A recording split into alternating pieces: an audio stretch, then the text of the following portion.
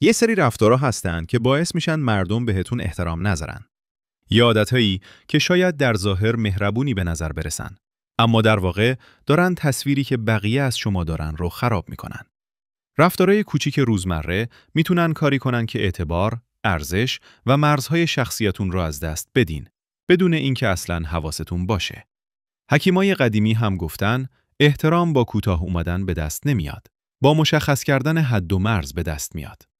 اگه میخواین قوی و با وقار به نظر برسین، باید یه سری رفتارها رو که یواشکی دارن تصویرتون رو ضعیف میکنن، بذارین کنار. اینا رفتارهایی هستن که بی سر و صدا احترامتون رو پیش بقیه از بین میبرن. به کانال روانشناسی ساده خوش اومدید. ما اینجا هستیم تا پدیده‌های کاربردی روانشناسی رو برای شما به زبون ساده در بیاریم. خیلی خوشحال میشم اگه براتون زحمتی نیست، ما رو لایک و سابسکرایب کنید تا هم از گذاشتن ویدیوهای بعدی مطلع بشید و هم از ما در مسیر تولید محتوا حمایت کنید. شماره 1. اینقدر خودتون رو توضیح ندین. وقتی حس می‌کنی باید برای هر تصمیم دلیل و بهونه بیاری، در واقع داری نشون میدی که به خودت مطمئن نیستی. هر وقت شروع می‌کنی به توضیح دادن، داری به بقیه اجازه میدی که زیر سوال ببرنت، اصرار کنن یا حتی سعی کنن نظرت رو عوض کنن. هر توجیه الکی یه ترک میندازه روی اعتماد به نفست. آدمای قوی انتخاب‌هاشون رو تبدیل به بحث‌های طولانی و بیخود نمی‌کنن. اونا تصمیمشون رو آروم و محکم اعلام می‌کنن و پاش وای میستن. اگه میخوای بقیه به مرزهات احترام بذارن، اول باید خودت بهشون باور داشته باشی. یه نه محکم که با اطمینان گفته بشه، خیلی بیشتر از 100 تا بهانه با شک و تردید ارزش داره. شماره 2. روانشناس همه نباش. تو شدی اون آدمی که هر کی میخواد غر بزنه و مشکلاتش رو خالی کنه، میاد سراغت. آدمایی که میان پیشت نه برای اینکه دنبال راه حل باشن. فقط برای اینی که از توجه تو به عنوان یه صحنه برای خالی کردن ناراحتیاشون استفاده کنن. آخرش چی میشه؟ اونا سبک میشن و تو از نظر احساسی داغون میشی. این که مدام درد و رنج بقیه رو به خودت جذب کنی، انرژیت رو میگیره و آرامشت رو نابود میکنه. خیلی مهمه که مرزهای سالمی بسازی و بفهمی که تو مسئول درست کردن زندگی هیچ کس نیستی. همدلی کردن مهمه، اما اینکه اجازه بدی احساسات بقیه زندگی تو رو کنترل کنه، یه راه مستقیم به سمت خستگی و به هم ریختگیه. شماره 3. زیاد با خودت شوخی نکن. اینکه با خودتون شوخی کنید میتونه یخ مجلس رو آب کنه و صمیمیت بیاره. ولی وقتی همیشگی بشه، انگار دارید سیگنال میدید که برای خودتون ارزش قائل نیستید. اینکه خودتون رو بکوبید، حتی به شوخی، میتونه به اعتبارتون آسیب بزنه. مردم میفهمن کی دارین با شوخی روی عدم اطمینانتون سرپوش میذارین و این احترامی که براتون قائلن رو کم میکنه. اعتماد به نفس واقعی خیلی قوی تر از اینه که بخواید با خندوندن بقیه تاییدشون رو بگیرید. شماره 4. از آدمای قدر و نشناس حمایت نکن. همیشه آدمایی هستن که ازت کمک، لطف یا حمایت میخوان، اما تا تو بهشون احتیاج پیدا میکنی، غیبشون میزنه. این آدما مهربونی تو رو یه چیز با ارزش نمیبینن. اونا فکر میکنن این وظیفته. به مرور زمان تو براشون تبدیل میشی به یه منبع دم دستی، نه یه دوست واقعی. مهربونی واقعی نیاز به تعادل داره.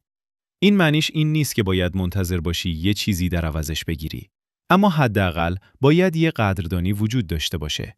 وگرنه این دل پاک تو فقط داره خودخواهی آدمایی رو تغذیه میکنه که هیچی از خودشون مایه نمیذارن. بخشندگی سالم با دو طرفه بودن احترام و قدردانی همراهه. شماره 5. اینقدر الکی عذرخواهی نکن. خیلی عادت کردن برای همه چیز ببخشید بگن. برای نظر دادنشون، برای حضورشون یا اصلا انگار برای اینکه وجود دارن. این رفتار این پیام رو میده که تو فکر میکنی یه مزاحمی. هر عذرخواهی الکی ارزش تو رو میاره پایین. وقتی برای چیزایی عذرخواهی میکنی که اصلا نیازی به بخشش نداره، داری به بقیه یاد میدی که حرف تو رو جدی نگیرن. تو هم دقیقاً مثل هر کس دیگه‌ای حق داری وجود داشته باشی، حرفت رو بزنی و یه جایی داشته باشی. احترام از همون لحظه‌ای شروع میشه که دیگه خودت رو جمع و جور نمی‌کنی تا توی قالب انتظارات بقیه جا بشی. دنبال تایید بقیه نباش.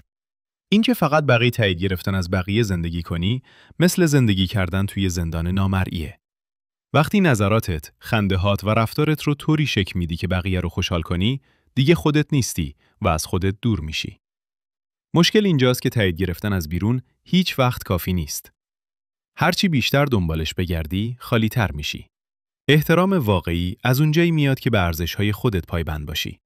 وقتی دیگه به تایید بقیه وابسته نباشی، شروع می‌کنی به ساختن اعتماد به نفسی که هیچ کس نمیتونه ازت بگیره. شماره 7. جلوی بی‌احترامی. سکوت نکن. خیلی وقتا از ترس درگیری میذاری حرفای نیشدار یا رفتارهای بی‌احترامانه همینطوری رد بشن. یه لحن کنایه‌آمیز، یه تیکه انداختن، یه بی‌توجهی. هر بار که اینا رو نادیده میگیری، داری به بقیه یاد میدی که بازم تکرارش کنن. احترام مثل یه دیواره. اگه مرزهات رو محکم نکنی، مردم یاد میگیرن که ازش رد بشن.